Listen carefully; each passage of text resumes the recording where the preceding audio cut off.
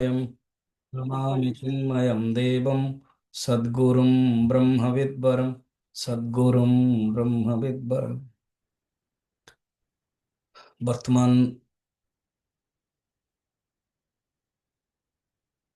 ବିଦ୍ୟାରଣ୍ୟ ସ୍ୱାମୀଜୀ ଜଗତର କର୍ତ୍ତା ଈଶ୍ୱର ଆଦି ଟପିକ ନେଇକି ସେ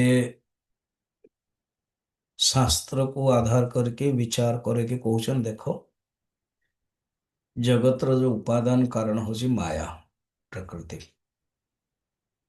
ତ ସାଂଖ୍ୟବାଦୀ ଯୋଗବାଦୀ ସବୁ ଖୁସି, ୟେସ୍ ୟେସ୍ ୟେସ୍ ୟେସ୍ ଆମ କଥା ଆପଣ କହୁଛନ୍ତି ଠିକ, ମगर ତମମାନେ ନା ଠିକ ରେ ଡିସେକ୍ସନ କରୁନ ମାୟା ବିଷୟରେ। ଆଚ୍ଛା, ନା ଆମେ ତ ଆମେ କରୁଛୁ, ଆମେ ତ୍ରିଗୁଣାତ୍ମିକା କହୁଛୁ, ଆପଣ ବି ମାନୁଛନ୍ତି, କିନ୍ତୁ ଆମେ ବହୁତ କିଛି କହୁଛୁ।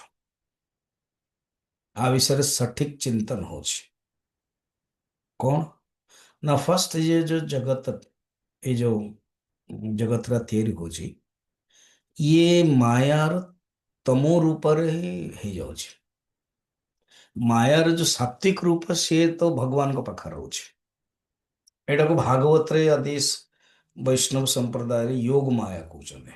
ମହାମାୟା, ଯୋଗ ମାୟା ଦେବୀ ଭାଗବତରେ ସିଏ ଭଗବାନଙ୍କ ଅଣ୍ଡରରେ, ଆଉ ଭଗବାନ ତାଙ୍କୁ ପଠେଇବେ। ଯାହା କିଛି ଭାଗବତରେ ବର୍ଣ୍ଣନ ରହିଛି କି ଭଗବାନ ବିଷ୍ଣୁଙ୍କ ପାଖକୁ ଯେତେବେଳେ ଦେବତା ମାନେ ଆସିଲେ, ଭଗବାନ କୃଷ୍ଣଙ୍କ ଅବତାର ପ୍ରସଙ୍ଗ କଥା କହୁଛି ମୁଁ, ତ ସମସ୍ତଙ୍କୁ ନିଜ ନିଜର ଦାୟିତ୍ୱ ଦେଲେ, କହିଲେ ଠିକ ଅଛି, ମୁଁ ବସୁଦେବଙ୍କର ଦେବଙ୍କର ପୁତ୍ର ରୂପରେ ଆସିବି, ତମେମାନେ ମଧ୍ୟ ଗୋକୁଳରେ ଦେବତା ମାନଙ୍କୁ କହିଲେ କି ଗୋପାଳ ହେଇକରି ଜନ୍ମ ହୁଅ, ଯିଏ ଯାହାର ଅନୁସାରେ। ଦେନ୍ ଭଗବାନ କଣ କଲେ, ବସୁଦେବଙ୍କ ଗର୍ଭରେ ଗୋଟେ ଗୋଟେ ଗୋଟେ କରି ରହିଲେ। ସେଇ ଭିତରେ ମାୟାକୁ ଡାକିଛନ୍ତି, ମାୟା, ଯୋଗ ମାୟା, କି ଭଗବାନ ଆପଣ ମତେ ସ୍ମରଣ କଲେ ନା? ହଁ, ଦେଖ ଛଅଟି ପୁତ୍ରକୁ କଂସ ମାରିଦେଲାଣି, ସେମାନେ ମୁକ୍ତ ହେଇଯିବେ। ସେଭେନ୍ଥ ବାଲା ଯୋଉ ମୋ ଶେଷ ନାଗ ଅଛନ୍ତି, ତମେ ତାଙ୍କୁ କଣ କରିବ, ଯଶୋଦାଙ୍କର ଗର୍ଭରୁ ନେଇକି ରୋହିଣୀଙ୍କ ଗର୍ଭରେ ରଖିଦବ। ଜି ସେ କରିଦେଲେ। ଦେଖो योग माया काम है। भगवान इच्छा करते तो योग, इच्छा शक्ति, क्रिया शक्ति, ज्ञान शक्ति। ଦେନ୍ ଠିକ ବର୍ଷଟା ପରେ ପୂର୍ବରୁ ଦେବତା ମାନେ ଯେତେବେଳେ ଏଗେନ୍ ସ୍ତୁତି କଲେ, ସେତେବେଳେ ଦେବତା ମାନେ ସ୍ତୁତି, ଗର୍ଭ ସ୍ତୁତି କରୁଛନ୍ତି। ଦେବକୀଙ୍କ ଗର୍ଭରେ ସିଏ ଅଛନ୍ତି ଭଗବାନ, ସେଇଠି କାରଖାନା ମାନେ ବନ୍ଦିଶାଳାରେ ଆସିକି କରୁଛନ୍ତି। ଭଗବାନ ଆଶୀର୍ବାଦ ଦଉଛନ୍ତି, ଚାଲି ଯାଉଛନ୍ତି। ଏ ଭିତରେ ଏଗେନ୍ ଭଗବାନ ବିଷ୍ଣୁ योग ମାୟାକୁ ଡାକିଲେ, କହିଲେ ବର୍ତ୍ତମାନ ମୁଁ କାଲି ଜନ୍ମ ହେବି, ଆଜି ରାତିରେ। ହୁଁ, ତୁମେ କଣ କରିବ, योग ମାୟା ଦ୍ୱାରା ସବୁ ଯୋଉ ପିତାଜୀଙ୍କର ବସୁଦେବଙ୍କର ସବୁ ବନ୍ଧା ହେଇଛି ତମେ ଖୋଲିଦବ। ତୁମେ ତମର ସୁରକ୍ଷାରେ ମତେ ନେଇକି ଯିବ ଗୋକୁଳରେ, ସେଠି ରଖାହବ, ଏବଂ ତୁମେ ବର୍ତ୍ତମାନ ଜନ୍ମ ନେଇଯାଅ। ଆଚ୍ଛା, ଭଗବାନ ୟେସ୍। ମାନେ ଦେଖ, ତା ପୂର୍ବରୁ ଭଗବାନ କହୁନାହାନ୍ତି, କିପ୍ ସିକ୍ରେଟ। ଏ ସିକ୍ରେଟ ରୁ ଗୋଟେ ଜୋକଟେ ମନେ ପଡୁଛି। ତ ମା କଣ କରୁଛି, ବାଛୁଛି ମଟର ଆଦି ସବୁ ଗୁଡି, ଚାଉଳ ଗୁଡି। ପୁଅ ବି ଅଛି, ବୋହୂ ମୋବାଇଲରେ ଦେଖୁଛି। ଇନ୍ ଦି ମିନ୍ ଟାଇମ୍ ଦି ତିନି ଥର ହେଇଲାଣି ବୋହୂକୁ କୁହ କି ଝାଡୁ କର, ନା ବୋହୂ ଜାଣିନି। ପୁଅ କହୁଛି, ଦେଖ ବୋହୂ ତୋର ଜାଣିନି, ସେ ଆଉ କିଛି କହୁନି। ଏବେ କହୁଛି ଏହା ବି କର, ସେ କହୁଛି ନା କି ଜାଣିନି। ତ ମା ବିଗିଡିକି କହୁଛି, ତୋ ପତ୍ନୀ କିଛି ହେଲେ ଜାଣିନି, ଏଇଟା ଆଗରୁ କାହିଁକି ମତେ କହିଲୁନି? ମାନେ ପୁଅ କହୁଛି, ମମ୍ମି ସରପ୍ରାଇଜ। अर्थात सब सरप्राइज रखागला। ये तो गोटे जस्ट जोक। भगवान मध्य योग माया को कहते सरप्राइज। भगवान ने या मत तो जान नथिला हाँ बर्तन कौन जस्ट ओके भगवान भगवानଙ୍କର योग माया एते अंडरस्टैंडिंग भगवान जतले हो कहउचन ना सागे सागे योग माया राजी है कि काम कर पति पत्नी अंडरस्टैंडिंग थिले ही सुख हुए स्वर्ग हुए। कबीर दास कथा अछि। कबीर दास संध्या बेले सब बेले प्रवचन दियंते बहुत लोग शुणते गाँ लोक। कबीर नियम अच्छी कि जी भी गाँ बाहर आसला से दीटा जिनस व्यवस्था करा पड़ो खावाई रही जहाँ से गाँव लोक मैंने व्यवस्था कर था। कबीर पुओ कमाल कबीर झील कमाली पत्नी ये सब व्यवस्था करते। दिने सुदूर गाँव जड़े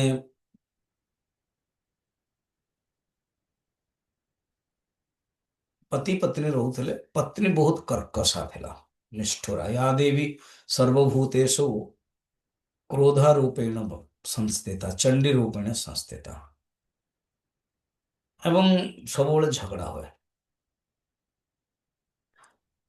कि जने कहला पति को कि तू गोटे काम कर कबीर को पाखु जाओ सी तो गृहस्थ जड़े पति पत्नी अच्छा पुओ झी अच्छा सत्संग नौ के झगड़ा ना शिख जाके संध्या बेला आसला प्रवचन शुणला पर्सनाल भेटिया कहला कहले ठीक अच्छे कौन तो प्रोब्लेम ना आगे मो पत्नी मो कथा मानुने घरटा नरक हो गला स्वर्ग केमती हम कहले ओके एबे राति शोपड़ मु सका सका कहबी सकाल है चाय जलखिया आदि देले दिन सूर्य आसीगला कहले हाँ कौन तोर प्रश्न थिला ना मो पति पत्नी भितर झगड़ा होची स्वर्ग केमती हम आम घरटा बोले ठीक अच्छे मुझे कहीदे एक्सपेरिमेंट करके कहीदे है पत्नी को डाकिले शुणिल अगणारे बस दिन हो गला 10टा 11टा ये जीव आंसर शुणिकी जीव उपाय जानिकी कहले गोटे माटीटे दीपटे आनल पत्नी गले गोटे माटी दीप आनले फिर कहले शुण शुण शुण से पलि गलानी किसी काम करने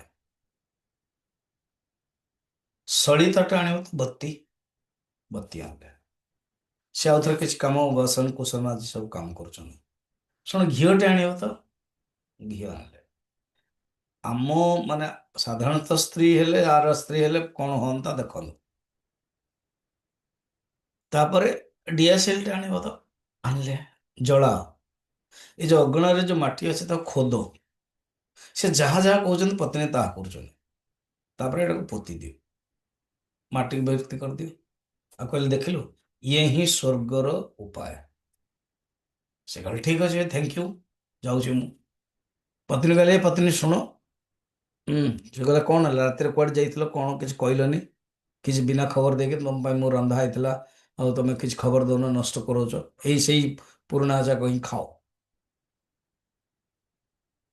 अरे सी खाइबा तो निश्चय आम आम भर झगड़ा रोचे हाँ झगड़ा तो तुम भूल कर तो झगड़ा रही पत्नी कौच ना गोटे तुम दीपटे आण ना दीप दीप स्वर्ग हो स्वर्ग कबीर दास जी कहते स्वर्ग दीपटे आण तो दीप आन हाँ यहाँ कौन दीपट कि हम कर रखीदे स्वर्ग हो जाऊँ बत्ती आण तुम एकाथरे गोटे कहींपारुन कि तुम फिर कह घी आण ना हाँ मुझे कह झगड़ा स्टार्ट तापर कहले जलाओ अरे बाबा दिन बेले किए जलाते ना जलाओ जलैला तापर माटी खोदिला रागी के बिगड़ी के पोत जो कहले तो तुम मुंड खराब तो मो मुंड खराब कहीं हाँ बिगड़ी गला पर या देवी सर्वभूतेषु झाड़ू रूपेण संस्थिता झाड़ू हस्तेन ये नमस्तस्यै नमस्तस्यै दौड़ी आसे कबीर का कबीर आपण जोटा कहले मुझे तो कली अरे बाबा मोर जोटा मु कहबार गोटे एक्सप्लेनेशन अच्छी कि पति जो आदेश दिखते पत्नी मानती आ पत्नी मानते पति एमती पत्नी को ହଇରାଣ କରିବା ଉଚିତ ନୁହଁ, ତାକୁ ସୌହାର୍ଦ୍ଦ୍ୟ ରଖିବା ଉଚିତ। ଏଇଟା ମୋର କହିବାର ଗଲେ ପତି ପତ୍ନୀ ସୌହାର୍ଦ୍ଦ୍ୟ ଅଣ୍ଡରଷ୍ଟାଣ୍ଡିଂ ରହିଲେ ମନାନ୍ତର ହେବା ଉଚିତ ନୁହଁ। ତାହା ହିଁ ସ୍ୱର୍ଗମ୍ ବତଉଛି। ତୁମେ ଏମିତି ଜବରଦସ୍ତ କରିବ ତାହେଲେ ହବ ତ? ଠିକ। ତେଣୁ ଭଗବାନଙ୍କର, ଈଶ୍ୱରଙ୍କର और ମାୟାର ଅଣ୍ଡରଷ୍ଟାଣ୍ଡିଂ ବହୁତ ଅଛି। ଭଗବାନଙ୍କର ପତ୍ନୀ ମାୟା ନୁହଁ, ମନେ ରଖିଥାନ୍ତୁ। ଭଗବାନଙ୍କର ପତ୍ନୀ ହଉଛି ଭକ୍ତି। ମାୟା ତ ଗୋଟେ ସେବିକା, ଇଭେନ୍ ଭକ୍ତିର ବି ସେବିକା। ଓହୋ, ବଢିଆ ଇଣ୍ଟରେଷ୍ଟିଂ। ଯଦି ଭକ୍ତି ଅଛି ନା, ଯୋଉ ଭକ୍ତି ବିଷୟରେ ମୁଁ ବର୍ତ୍ତମାନ କହୁଛି ବହୁତ ଡିଫିକଲ୍ଟ, ସାଧ୍ୟ ଭକ୍ତି ସେ, ତ ମାୟା ମଧ୍ୟ ସେବିକା ହେଇଯିବ। ତେଣୁ ଯୋଉ ସାତ୍विक ମାୟା, ଇଏ ସେବିକା ଯୋଗ ମାୟା, ତା ବିଷୟରେ କୁହା ହଉନି।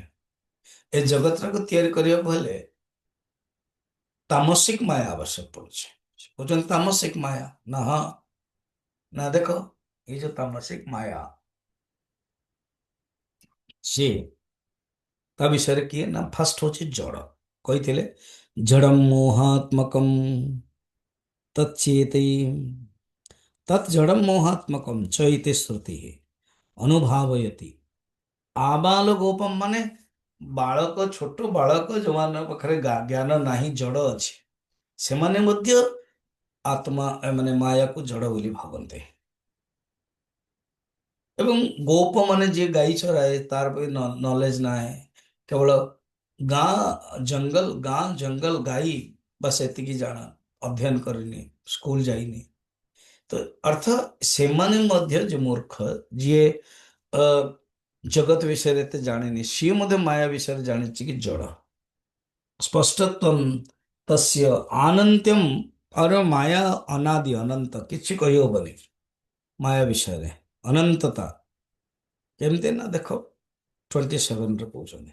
ବର୍ତ୍ତମାନ ମାୟାର ଡିସେକ୍ସନ କରୁଛନ୍ତି ମାୟା ବିଷୟରେ। ଅଲରେଡି ଆମେ ମାୟା ବିଷୟରେ ବିବେକ ଚୂଡାମଣିରେ, ବେଦାନ୍ତ ସାରରେ, ଅନ୍ୟାନ୍ୟ ଗ୍ରନ୍ଥ, ସ୍ପେଶିଆଲି ଏଇଠି ମଧ୍ୟ ପଞ୍ଚଦଶୀର ରେ ମଧ୍ୟ ମାୟା, ଯେବେ ଜୀବ ଏବଂ ଈଶ୍ୱର ଦ୍ୱୈତ ସୃଷ୍ଟି, ଦ୍ୱୈତ ଚତୁର୍ଥ ନମ୍ବର ଅଧ୍ୟାୟରେ, ସେତେବେଳେ ମାୟା କେମିତି ସୃଷ୍ଟି କରୁଛି। ଜୀବ ଏଇ ସବୁ माया करोति, ये जो जीव और ईश्वर जो कॉन्सेप्ट माया द्वारा ही हुए। माया नथिले जीव ईश्वर कॉन्सेप्ट नथाए, ओनली ब्रह्म। 1 to 7 पढ़िबा।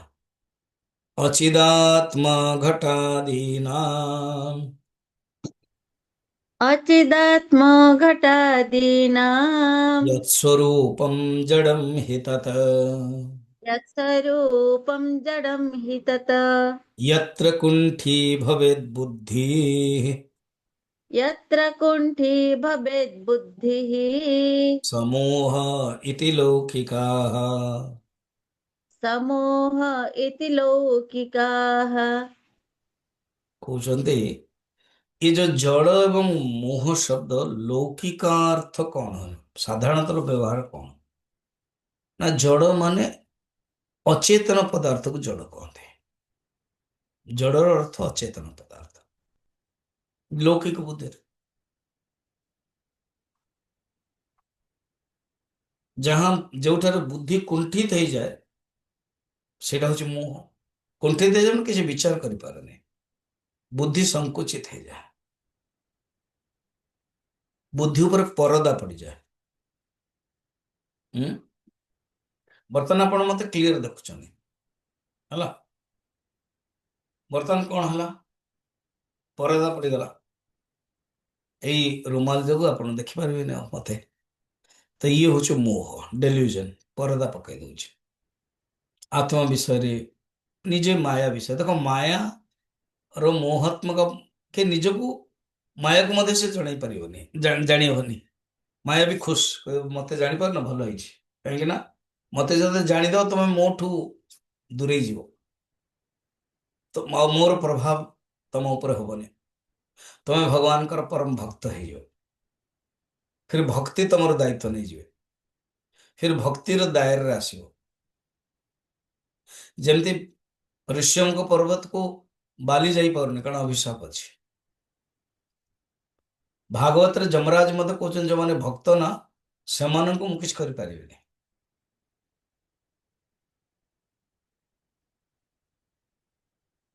ते एणु बुद्धि कुंठित हो जाए, बुद्धि विचार करि पारेनी। विचारम न सहते, माया हूँ विचार को सहन कर पारिबनी। जमती अंधकार प्रकाशम न सहते, प्रकाश आसीगला माने अंधकार हबनी। जमती निशब्द शब्द न सहते, मौनम न शब्द न सहते।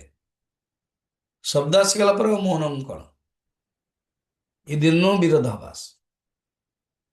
अचेतन को साधारणतः जड़ कहा जाए, चेतन स्वरूप गोटे। दृग्दृश्य विवेक रे चेतन रो स्वरूप कहउछन क्या, स्वयं भाषयति अन्यन भाषयति साधनम बिना।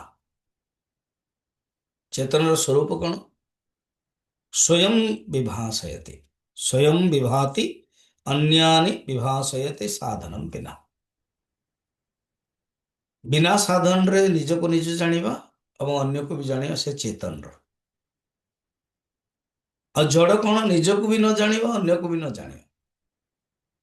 एबे मो हाथ रे एमती गोटे पेपर वेट अच्छी, से निजे भी जानने कि मु पेपर वेट, आ पेपर वेट मते भी जानि पारने कि मु कथावार्ता करूछि। मो प्रवचन से शुणियो ना तो एते लोक अछंती, रूम रे बहुत जिनस अछि, समस्त शुणते प्रवचन नाइ, सब जड़। तेणु जो माने प्रवचन शुणते ज्ञान प्राप्त करते से भी जड़ कहा जाए, कारण चेतनता नहीं।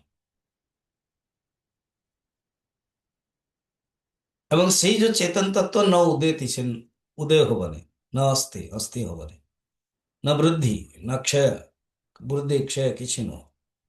से शुद्ध बुद्ध आत्मा से समस्त को प्रकाश कराउछि चेतन। और एक्जेक्ट उल्टा जड़, निज को भी जानूनी अन्य को भी जानू। जोड़े जोड़े इदम कहिबे ना सी हूँ जड़, और जोड़े अहम कहिबे से हूँ चेतन। अच्छा, इदम कहला माने जड़, अहम कहला माने चेतन। तो लौकिक दृष्टि मध्य जड़ अर्थ बतैले। इत्थम एपरि भाव रे शास्त्र रे माया को कौन परिभाषा दिया है चे सुनो तो 1 to 8। इत्थम लौकिक दृष्टि तत, इत्थं लौकिक इत्थं लौकिक कष्टचेति। तुमर टिके अलग है गला। 1 to 8। इत्थं लौकिक दृष्टि तत, इत्थं लौकिक दृष्टचेता सर्वैरप्यनुभूयते, सर्वैरप्यनुभूयते। युक्तिदृष्ट्या त्वनिर्वाच्यम्, युक्तिदृष्ट्या त्वनिर्वाच्यम् नासदासीदिति श्रुतेः। न सदासीदिति श्रुतेः। कौशन देखो, शास्त्र रे मध्य आत्मा विषय माया विषय बहुत वर्णन अच्छे। माया विषय आमे लौकिक दृष्टि तो कहबने बंधन रे पकोछि, जोड़ एतिकी जानि परछु, बेसी कि जानि पर। शास्त्र ही हमको पारिभाषिक दे कि माया विषय कहछि। इत्थम लौकिक दृष्टा ये तो सर्वै अपि अनुभूयते। एहीपरि भाव रे माया विषय रे लौकिक दृष्टि समस्त अनुभव करछने। ठीक, कारण ये लोक मत लोकर परंपरा रे माया माया माया विषय रे किछि भी न जानले बापा पु को कहथुओ, माँ पु को कहथुओ, फिर भाई भाई को कहथुओ, परिवार लोक कहथुवे, पड़ोसी लोक कहथुवे। ये गोटे गोटे लौकिक मत रे ये कथावार्ता रे भी चलथियो।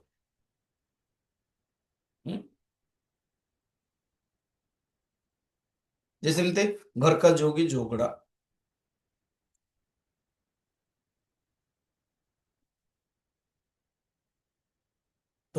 ये लौकिक कथा।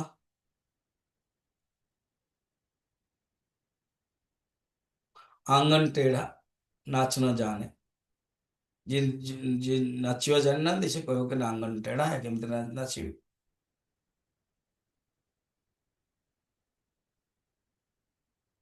घर का मुर्गा दाल बराबर,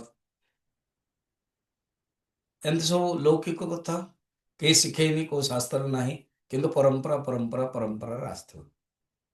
माया विषय रे जड़ एवं मोह प्राय समस्ते जानते। बर्तमान अनुभूयते। हाँ, युक्ति दृष्टा तो अनिर्वाच्यम। जुक्ति जो देखिए ना, जुक्ति न्याय लॉजिक आत्म माया विषय किसी कही होने शेषर हाथ टेके दो, अनिर्वाच्य। एवं श्रुति, युक्ति श्रुति अनुभूति कहते। लौकिक अनुभूति दृष्टि कहगला माया हूँ जड़, जुक्ति दृष्टि अनिर्वाच्य। श्रुति कहते न असत आसित।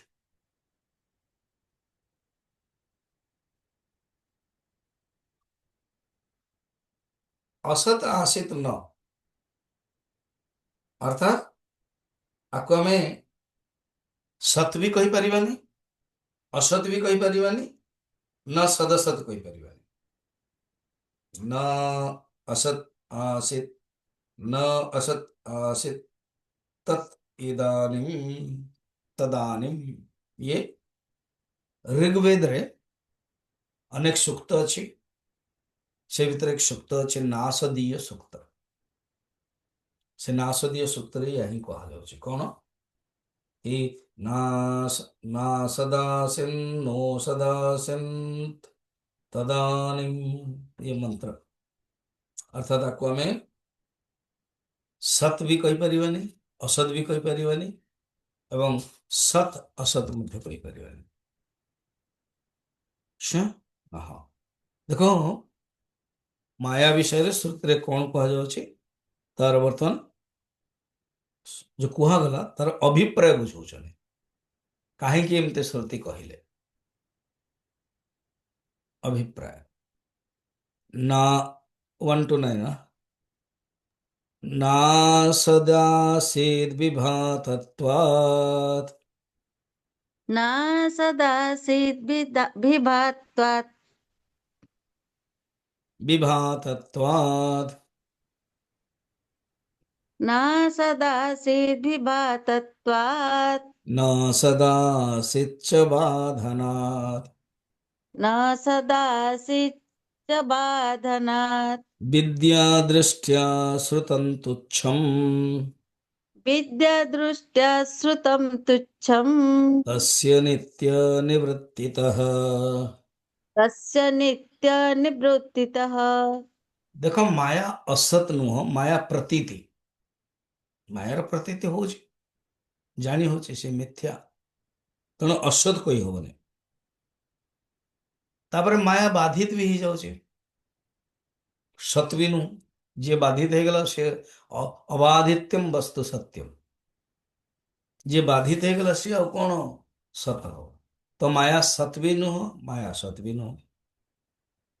नित्य निवृत्त हेबारु ज्ञान दृष्टि द्वारा माया तुच्छत्व, ज्ञान दृष्टि नित्य निवृत्त हो जाଉଛି तुच्छत्व। ये तमो रूपिणी माया को प्रत्यक्ष रूप रे प्रतीयमान होची कार्यानुमेया।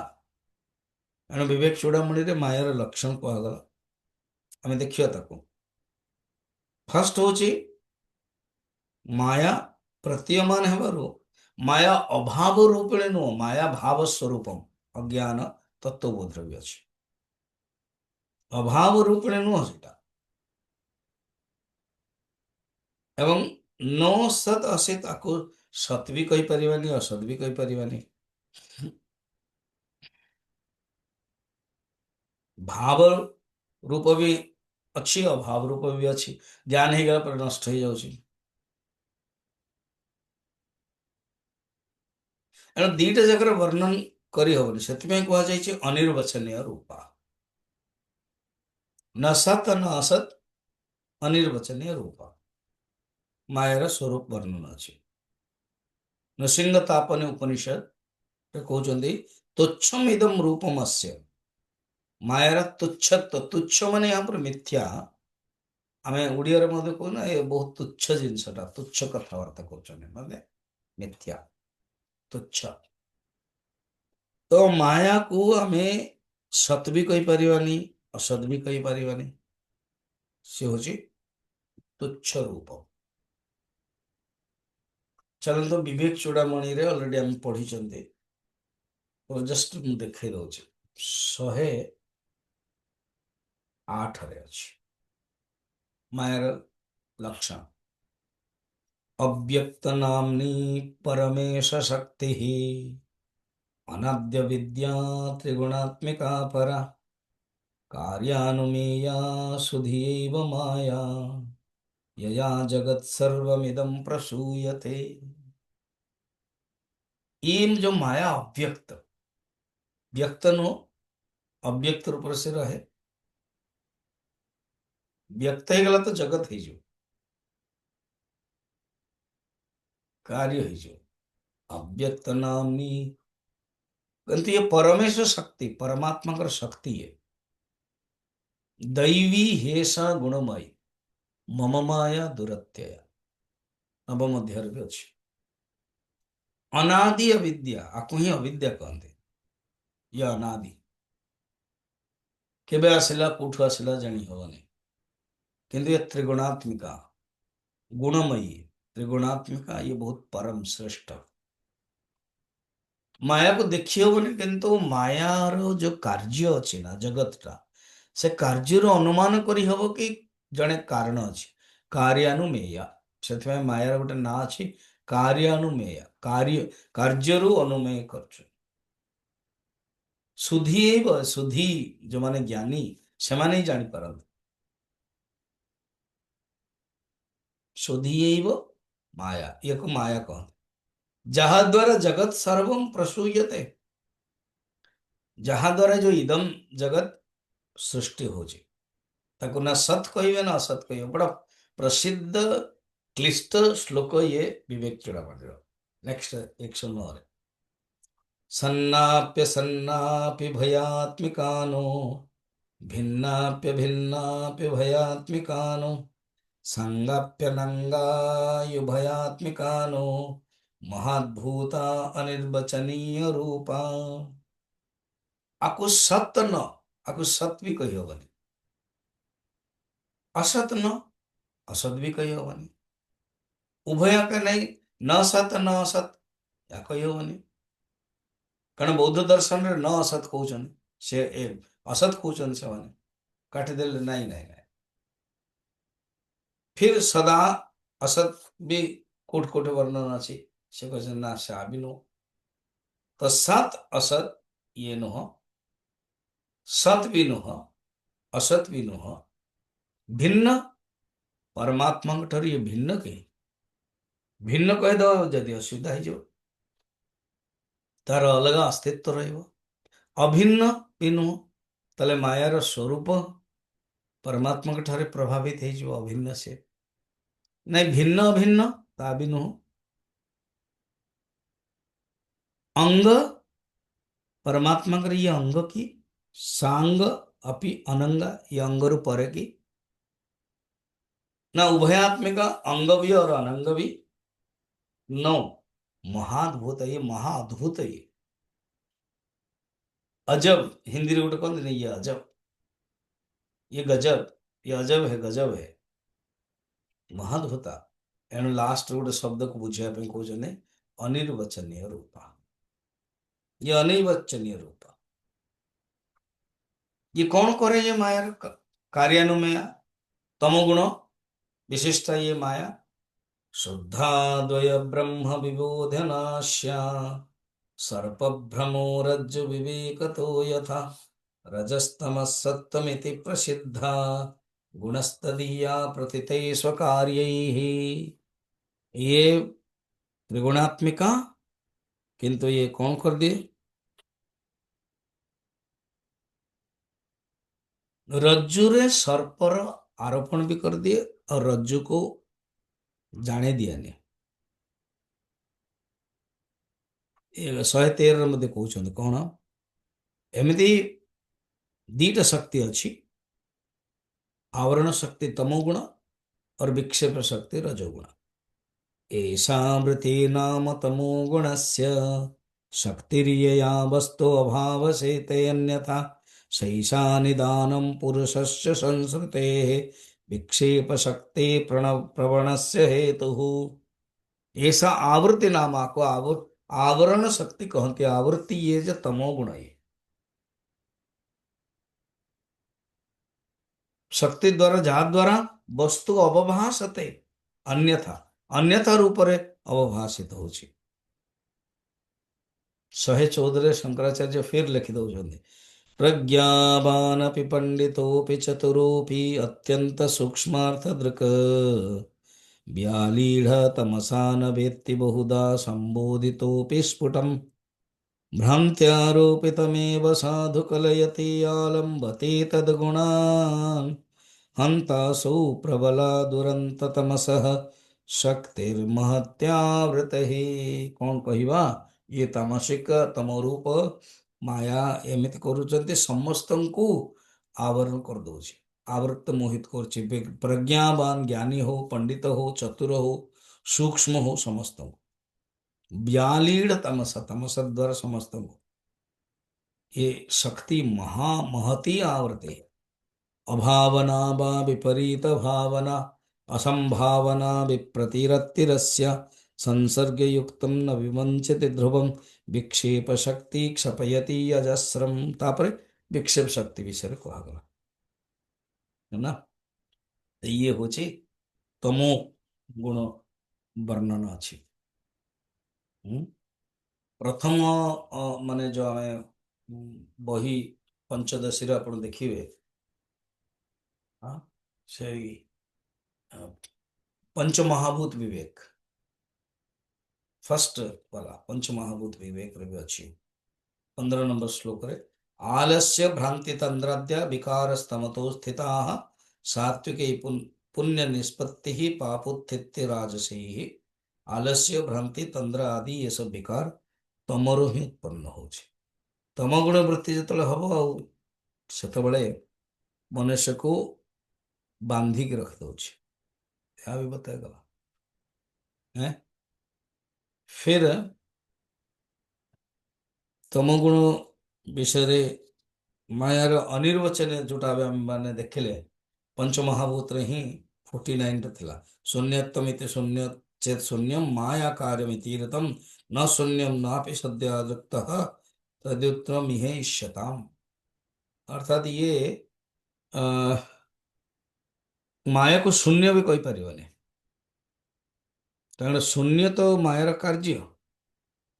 तेणु माया ना शून्य ना सत, बस माया को एमती ही जान। न सदासित अन्य न सदासित इदानीं किं त्वभूत्तमः सद्योगतमस सत्वं न स्वतः शून्य साधनात्।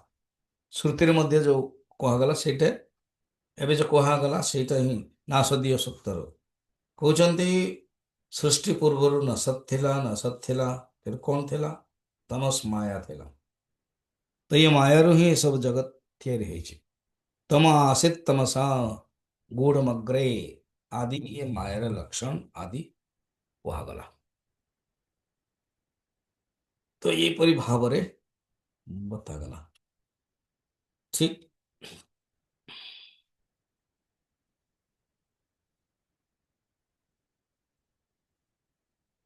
130 रे कहते, मायार 3 प्रकार केमती अच्छी, माया को केमती बुझुचंती केमती ना, श्रुति द्वारा, युक्ति द्वारा, लौकिक द्वारा।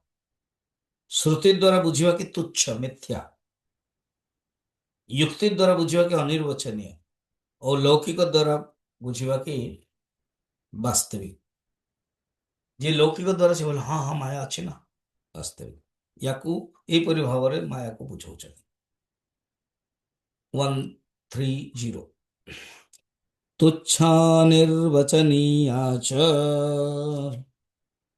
तुच्छ निर्वचनीया च वास्तवी चेत्यसो त्रिधा।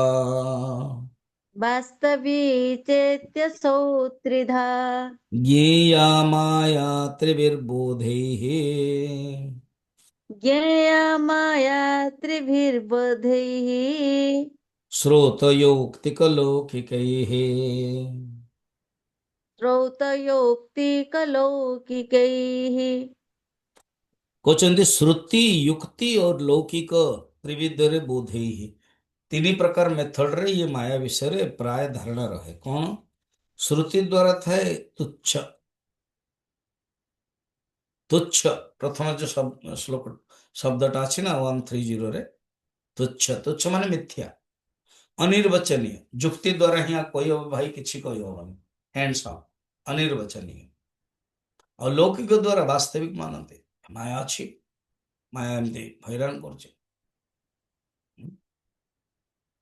अघटना घटना पटीयसी माया माया महाठगनी माया बहुत ठगुची कबीर कहउचंदी एवं तुलसी भी तक निज भाषा रे बढ़िया सुंदर कहउचंदी तो वास्तविक रूप रे या मानुचंदी तीन प्रकार जानिया दरकार